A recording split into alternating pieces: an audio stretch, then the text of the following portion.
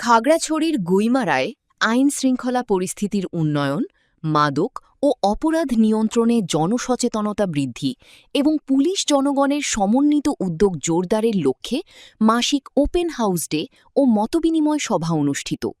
গুইমারা প্রতিনিধি দিদারুর হৃদয় জানান, ২৪ মে রবিবার সকাল ১১টায় গুইমারা থানার আয়োজনে অফিসার ইনচার্জ ওসি মোহাম্মদ সোহরাওয়ার্দীর সভাপতিত্বে উপজেলা কার্যালয়ের হল রুমে এই সভা অনুষ্ঠিত হয়।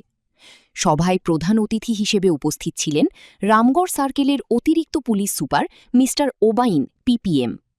এছাড়াও অন্যান্যের মধ্যে উপস্থিত ছিলেন গুইমারা উপজেলা বিএনপির সভাপতি সাইফুর ইসলাম সোহাগ, সাধারণ সম্পাদক মাহবুব হোসেন, সাংগঠনিক সম্পাদক আইয়ুব আলী ডালিম, গুইমারা উপজেলা বিএনপির সাবেক সভাপতি মোহাম্মদ ইউসুফ সহ রাজনৈতিক নেতাকর্মী, শিক্ষক, চেয়ারম্যান, কারবারি, মেম্বারসহ অসংখ্য সুশী সমাজের নেতৃবৃন্দ এই সভায় উপস্থিত ছিলেন।